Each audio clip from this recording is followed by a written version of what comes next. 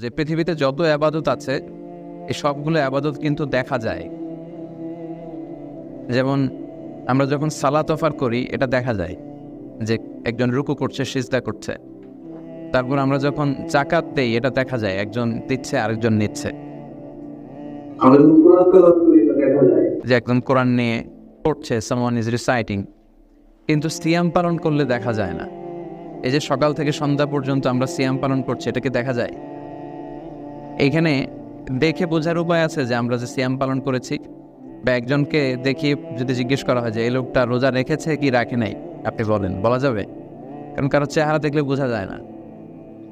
আমরা হয়তো বাসায় খেয়ে আসছি, কিন্তু এখানে এসে সবার সাথে রোজাদার হিসেবে বসে আছি, এমনও হতে পারে, যদিও আমরা সবাই রোজা রেখে এসেছি। তো সিয়াম হচ্ছে এমন ইবাদত, এটা দেখানো যায় না। এটা শুধু আল্লাহই জানে যে আমি এটা পালন করছি কি করছি না।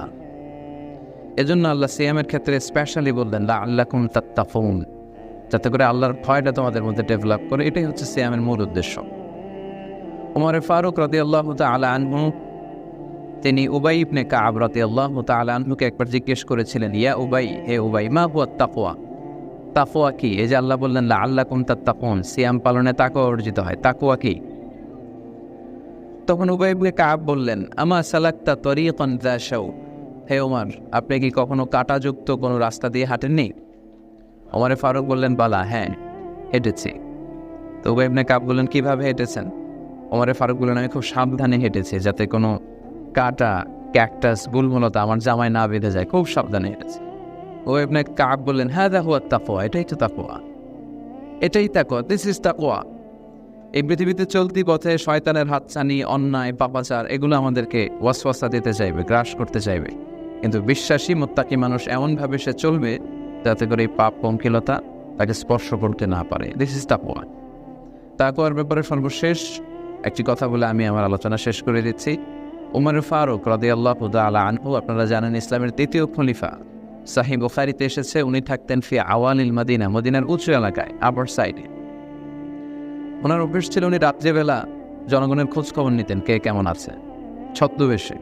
তো এক রাতে খোঁজ নিয়ে ফিরে আসছেন, হঠাৎ তিনি এক প্রাচীর ঘেরা দেয়ালের সামনে দাঁড়িয়ে দুজন নারীর কণ্ঠ শুনতে পেলেন, তারা কথা বলছে।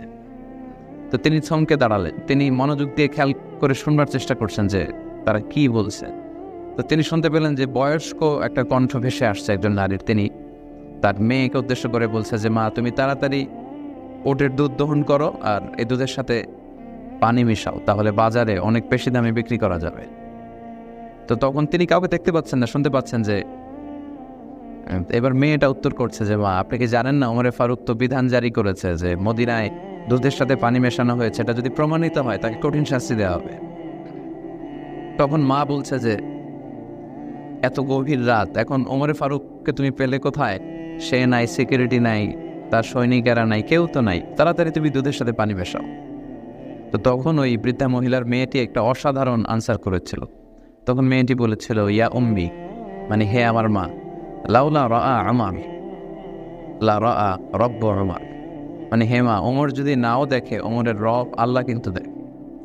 লাউলা রাআ আমার, মা, ওমর দেখছে না এটা ঠিক, কিন্তু লা রাআ রব্ব আমার, ওমরের রব তো দেখে, তার চোখকে ফাঁকি দেবো কি করে?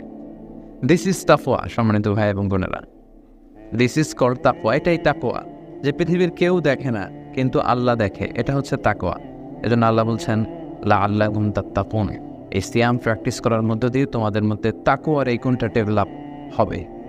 তো আমরা এই সিয়াম সাধনার মধ্য দিয়ে যে উদ্দেশ্যে আল্লাহ সিয়ামকে আমাদের জন্য ফার্স্ট করেছেন, সেটা যেন আমরা এনশিওর করতে পারি, আমরা যেন তাকওয়ার গুণে গুণান্বিত হতে পারি। আল্লাহ আমাদের সবাইকে কথাগুলো বুঝবার ও আমল করার তৌফিক দান করুন।